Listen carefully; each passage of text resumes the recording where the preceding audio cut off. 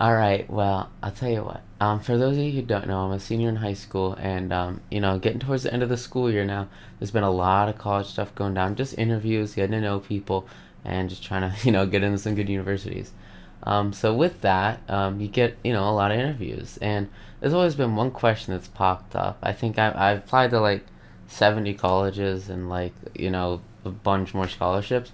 So like I went to a lot of these interviews, and a lot of the times there was one question that just kept popping up, and it's something that I've told myself I'm going to do a video on for a while now, and it's something I really want to get out there. And that story, of course, is how I lost the first $100,000. So without further ado, let's get into it. So we're back a little bit. We're in beginning of junior year, starting to get into cryptocurrency trading, mining, investing, etc.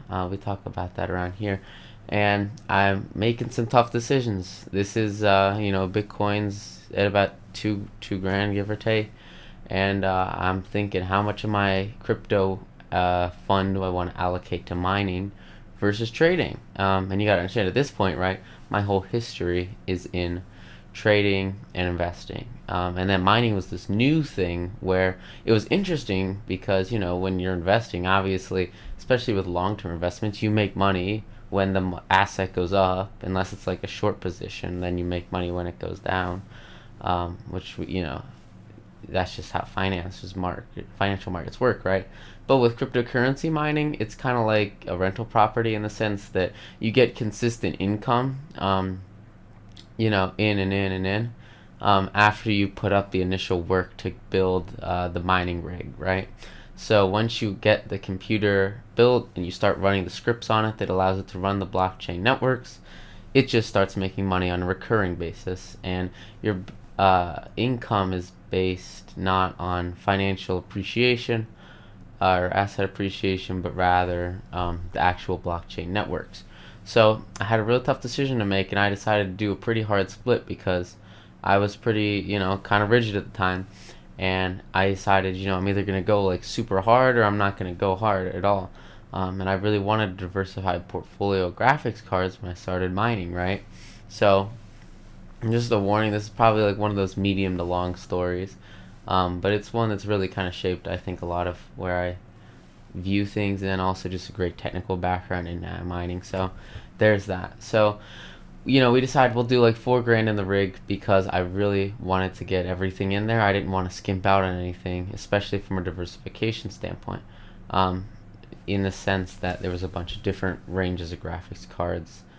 So it was more stable and a safer investment income. So 4 grand in the rig, and then we put a grand and a half, 2 grand in a mining, or not a trading fund. So that was probably my first mistake because my whole background's in trading, and it just made sense, if anything, to do a 50-50 split in trading, but more so probably to have more money in trading, just because that was where that's where I did my stuff. So regardless, I talk about mining in other videos. Point is essentially just no income for like the first 6 months, 4 months, 5 months, something like that. And so we're really just looking at trading income, and the trading was great. Yeah, I mean, we talk about how crypto markets were at the time, but it was good stuff. I was making like 90% in my first month, and then there was all the Ponzi's, and it was really crazy time for cryptocurrencies. But then we started to really get into this story, which it takes place over, I'd say, about 2 months, uh, probably giving it a little extra there.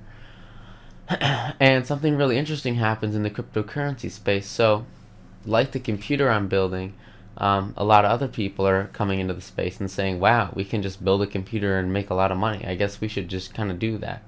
And and so people did that, and demand for what are they called, graphics cards, which are the things I talk about in the video where I talk about the physical computer. It's really just like the part of the computer that makes money. Those graphic cards were getting bought up because everyone wanted them. Everyone wanted a piece of the cake, right? A piece of pie, whatever. So as demand increases because of the cryptocurrency mining, uh, people will need more graphics cards, but there was actually a really interesting problem. At the same time, Apple released their new iPhone 10, and Samsung had new phones too. And the way it works is these phone providers and these graphics card manufacturers both use something called DRAM. And DRAM is just a little part, it's like a fundamental piece in graphics card manufacturing, in computer manufacturing in general. It's like the memory of the computer, right? So the fast memory where everything gets run on. So in a phone it runs programs, and graphics card it runs the GPU systems and the mining computing, right?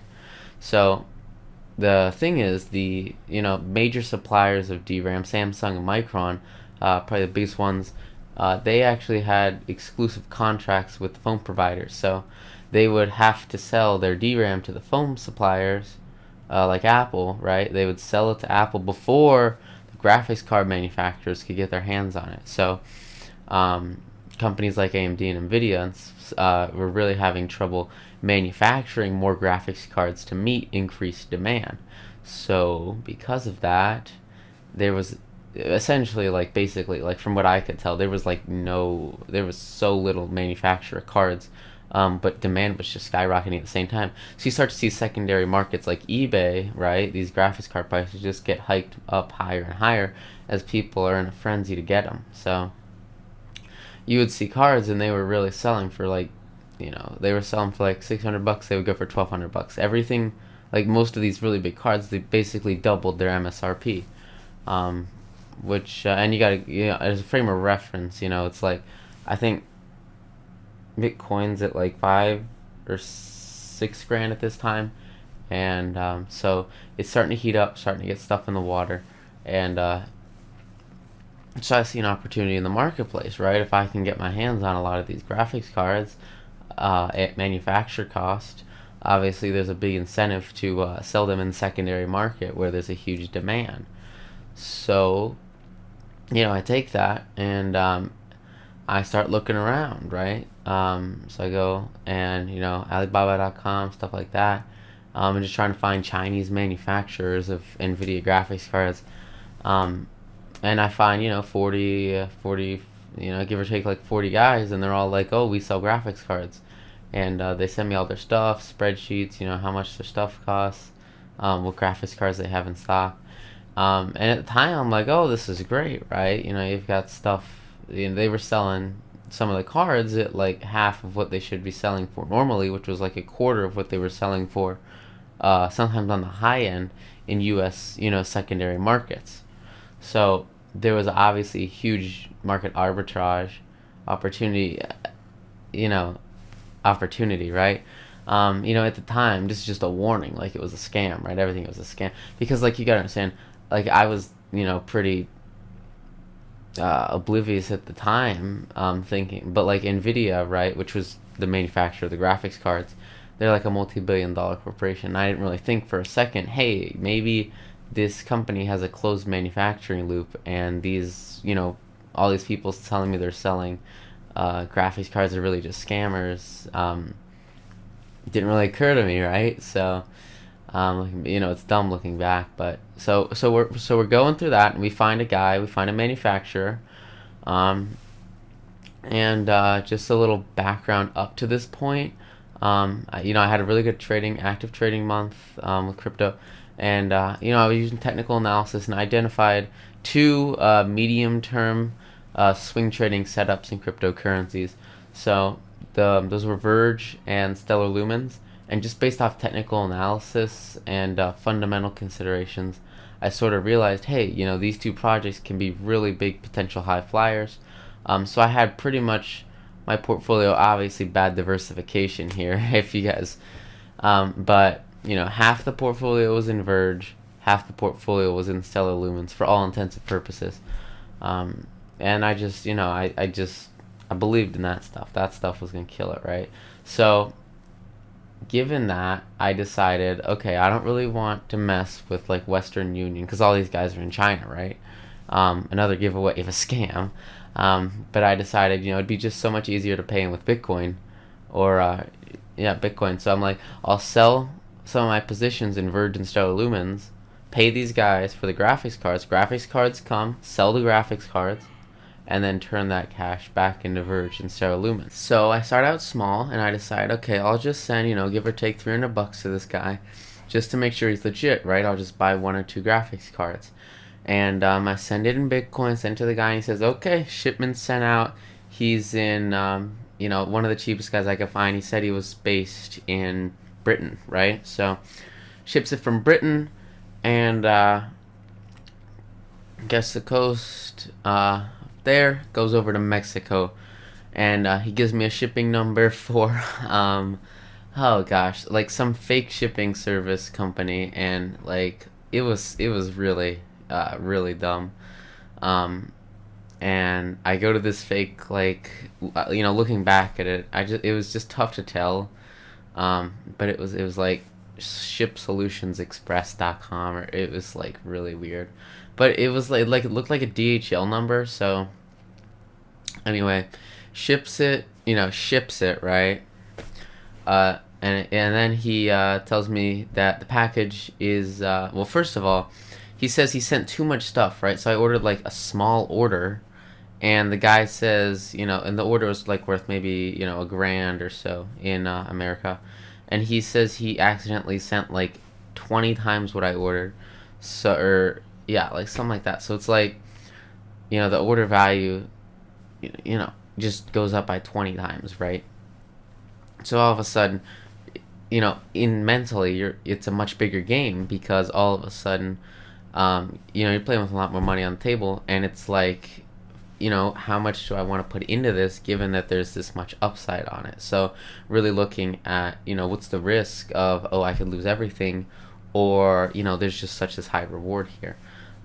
So he says, he sent too much stuff on accident, his warehouse guy screwed up, something like that. Like, and I bought it, and so coming from that, he says that it's stuck in Mexican customs because it costs too much to ship everything, since it's like a big pallet or whatever. And so, I'm like, okay, dude, what are we doing here? And he says, send, more money, and we'll get it through customs. So that was after about, I think, 5 days, maybe like a week of shipping, right? So at the time, Virgin Stellar Lumens, they went down a little bit. It was a volatile market in crypto, and it was about a 20% drop in the short term, which in cryptocurrency at that time wasn't too big. It was like, in the long term, you knew you were good. But since I had to liquidate those positions, it was a little bigger chunk of my portfolio I was cutting out to pay this guy to get the goods, to sell the goods, to get back into him, right? So I thought about it a lot, and I was like, okay, so that was about another $1,000, and we put that in, and he's like, okay, cool, coming out of Mexico, going to you, right? And I was pretty happy, because the upside on this was about 20 grand. I could put that 20 grand right back into Virgin Stellar Lumens, so it looked like a win-win. And then it gets stuck in Texan customs, right? So the guy's like, oh, big problem, stuck again, needs more cash to get it. And then he's like, this is the last payment, just send in the rest. I think it was $300-$400, something like that. But the point was, it was essentially like the value of my portfolio, right, in Virgin Stellar Lumens, was what the guy was asking for. So it was a really tough decision, and you had to think, really, is this worth it? And so it was a really, tough position to be in, because there's already so much into it, and then like at the same time, the upside on it was huge, right? So thought about it a lot. It was a really tough decision. Obviously, in hindsight, it was a bad one, but I sold off the rest of Virgin, the rest of Stellar Lumens, paid the guy to ship it, get it out of Texas, and then it just never showed up. So I just never heard from him again, and that's that. So basically sent all the cash to him, but like the really big L didn't come until a couple months later, because you gotta understand, right? These were like financial positions, and I still really believed in Well, not believed. It was like technical analysis, right? Like Virgin Stellar Lumens looked great, and so I still really wanted to be in those positions. But I just the capital liquidity at the time, because the mining rig, right? It was a hard asset, and it was I could just sell it, like push sell and sell. I had to go through and piece it together, list everything if I want, because it was a hard asset and a liquid asset. And at the same time, I was trying to produce an income out of it, and I was working really hard on that, as we talk about on these videos. So like it didn't make sense to liquidate that asset to buy Virgin Stellar Lumens, just because it would take pretty much too long considering how fast the markets were moving. And then also I was working hard to make that a revenue producing asset so that I could invest that income into those altcoin projects. So I didn't want, my mom, all my stocks were held under my mom's name, all the long-term investments and swing trades, they were all under her account. So, I was like, hey mom, like, because I remember Bitcoin was, not, and it was probably good too. She wouldn't let me sell any of my cash or any of my stocks to buy cryptocurrencies, which was probably good for diversification. Kind of sucks. Like I was trying to, but she was like, no, you can't do it. You gotta keep it in the market. So I guess it helped in that respect, where she was looking out for me. So I just basically had no money to put back into these positions, and a month, maybe not even a month, maybe a couple weeks go by. I'd say maybe 3 weeks, maybe it was a month. And that's when Bitcoin really starts to rally, peak, in the 1900s. And similarly, Virgin Stellar Lumens, Verge went from my initial entry point of on like 0.8 of a penny to give or take 25 cents. And Stellar Lumens, similarly, I bought them just under 2 pennies, and they went to about 76 cents. And then Bitcoin, right, when I was investing in the mining rig, about 2 grand, and then up to 19. So it wasn't really the loss of capital that killed me, it was the loss of investment. Because, in the end, the portfolio, if I sold it like difficult the time peaks, admittedly, right? But around the bouts of $100,000 in just lost opportunity, it's just gone, right? And that's not something that happens a lot in the market. It was a really stellar opportunity at that time period, as I talk about in that last video. So that was how I lost 100 grand. It kind of sucks, but at the same time, you really distill down a lot of principles and learn a lot about yourself and investing terminology at the same time, and risk management. And I think it really taught me to stick to my principles, especially as I focus on business ventures and investments, and really staying with my core and saying, does this make sense given what I'm passionate about, what I go with, what is, who am I, right? Does it make sense for me to do what I'm doing? So sticking with principles is something huge that's come out of that. And the blockchain experience with it's, just been stellar. I think it's probably, what prompted Monero Ads was finding consistent income outside of equity markets, right? Or cryptocurrency markets where it's more volatile. And obviously you can have profound success, but there's always those risks, right? So we took care of that. And then at the same time, reinstilled, what does matter. So in the future, make sure outline an objective, a game plan, your underlying principles behind a project, so that you don't stray away from it too much and get into bad situations. Thanks guys, have a good one.